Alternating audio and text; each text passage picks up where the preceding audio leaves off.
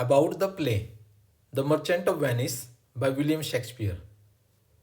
The merchant of Venice जो है William Shakespeare ने लिखा है, ये एक प्ले है और ऐसा माना जाता है, believed to have been written between 1596 से लेकर 98 के बीच में।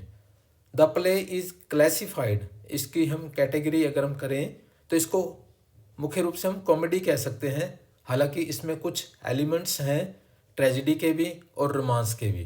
ट्रेजिडी जिसमें दुखद बातें घटनाएं होती हैं, रोमांस मतलब रोमांचकारी चीज़ें। तो ये हम प्ले देखते हैं।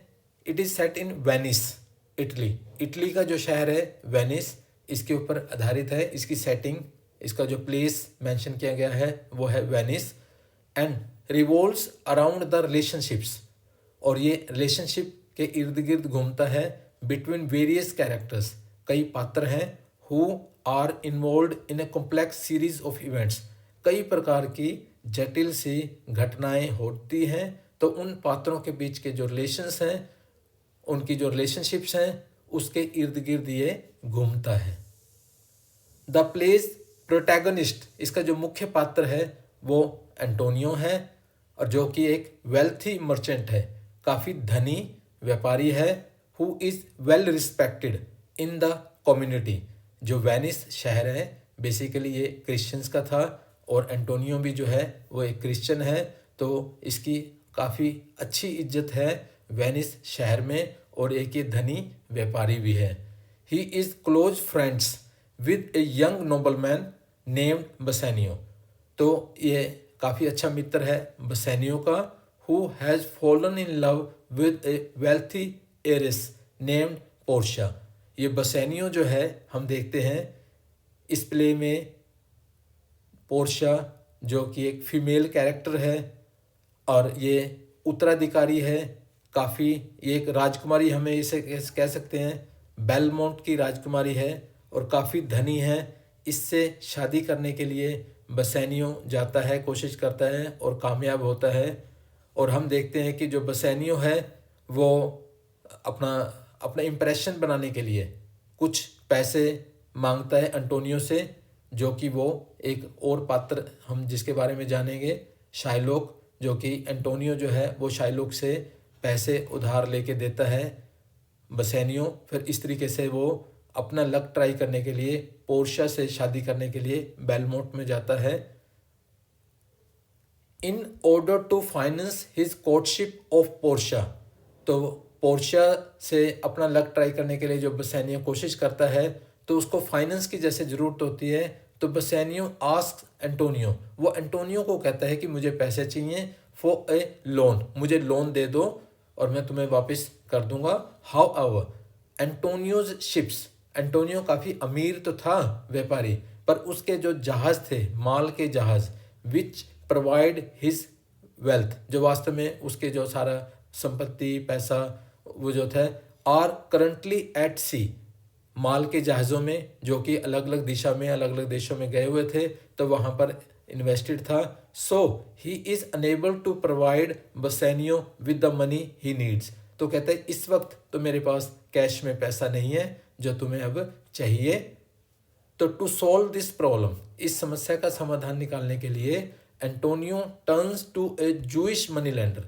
अब एंटोनियो कहता है भी एक यहूदी मनी लेंडर है जो पैसा उधार देता है, ब्याज पे देता है, तो नेम्ड शाइलोक, उसका नाम शाइलोक है, और उसके पास जाते हैं।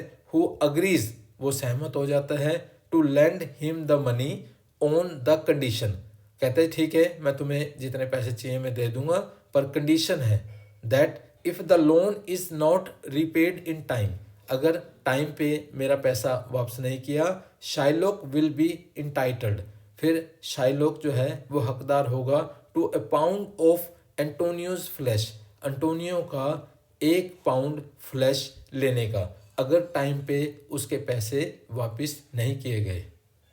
Antonio agrees to the terms, और ये जो कंडीशन लगाई 1 पाउंड ऑफ फ्लैश, अगर निर्धारित समय जो कि लगभग 3 महीने का समय था, 3 महीने में अगर वो पैसे वापस नहीं करता तो एंटोनियो को 1 पाउंड ऑफ फ्लैश देना पड़ेगा। तो कॉन्फिडेंट, और एंटोनियो कॉन्फिडेंट था कि that his ships will return, भी 3 महीने से पहले पहले उसके अपने शिप्स जो है जहाँ उसका माल के जहाज़ थे, जहाँ उसकी सारी इन्वेस्टमेंट थी, वो वापस आ जाएंगे। And he will be able to repay the loan, और जो लोन उन्होंने शाइलोक से लिया है वो उसका लोन वापस कर पाएंगे। However when his ships are lost, और फिर जैसे पता लगता है उसके जो माल के जहाज़ थे वो वापस नहीं आए, क्योंकि उन दिनों में कुछ पता ही नहीं लगता था, समुद्र में जाते थे और जब तक वो वापस नहीं आ जाते थे तब तक कोई श्योरिटी नहीं होती थी कि कोई तूफान आने की वजह से या समुद्री डाकुओं की वजह से या किसी और कारणों से, मतलब इस तरीके से नुकसान भी काफ़ी हो जाते थे। तो वो आर लॉस्ट एट सी, वहाँ समुद्र में कहीं गुम हो गए हैं। And he is unable to repay the loan, और जो एंटोनियो ने शाइलोक से लोन लिया है वो अब उसको वापस करने में सक्षम नहीं है। Shylock demands his pound of flesh, अब वो कहता है कि 3 महीने में अब तुमने मेरे पैसे वापस नहीं किए तो अब तो मुझे 1 पाउंड ऑफ फ्लैश चाहिए, जैसा कि कंडीशंस में लिखा हुआ है। The play explores themes such as, और इसमें हमें और भी थीम्स जो इसमें विलियम शेक्सपियर बताना चाहता है, तो वो थीम है जस्टिस का, न्याय, दया, प्रेजुडिस, किसी के प्रति भेदभाव। तो इस तरीके के भी मकसद है, ये चीज़ें हैं जो विलियम शेक्सपियर दिखाना चाहता है इन कैरेक्टर्स के माध्यम से और इनकी रिलेशंस और डीलिंग्स के माध्यम से। और जो शाइलोक है is often seen as a villainous character, उसे एक विलन के रूप में, जैसे गुंडा बदमाश जिसके इरादे ठीक नहीं होते, तो उस तरीके से इसको डिपिक्ट करने की कोशिश की है शाइलोक को।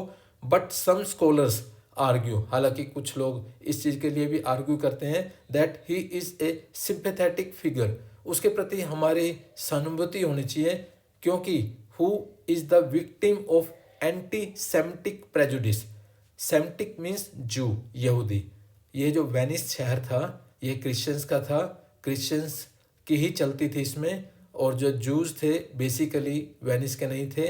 तो यहाँ पर जितने भी कानून या जितने भी डीलिंग्स या जितने भी विशेषाधिकार वो सारे क्रिश्चियंस की फेवर के थे, और यहाँ हम देखते हैं कि जूस को कोई भी इस तरीके से अधिकार नहीं थे। तो इस कई स्कॉलर्स ये मानते हैं कि ये उनके साथ अन्याय है, और ये शाइलोक को हम विलन नहीं कह सकते। द प्ले ऑल्सो एग्जामिन्स, और हम इस प्ले में और चीज़ देखते हैं, the nature of love and friendship. Love के बारे में भी काफ़ी कुछ बताया गया है, फ्रेंडशिप जैसे हम देखते हैं बसैनियो और एंटोनियो की, as well as the role of money and wealth in society. Society में पैसा, धन, संपदा, ये सारी भी चीज़ें काफ़ी बड़ी भूमिका अदा करती हैं। Another important character in the play is Portia. Portia भी काफ़ी इम्पोर्टेंट कैरेक्टर है जिससे अल्टीमेटली बसैनियो की शादी होती है। हु इज़ इंटेलिजेंट, हमें पता लगता है कि पोर्शिया काफ़ी इंटेलिजेंट है एंड रिसोर्सफुल, उसके काफ़ी लिंक्स हैं, काफ़ी अमीर भी है, इंटेलिजेंट भी है, पैसे हैं उसके पास।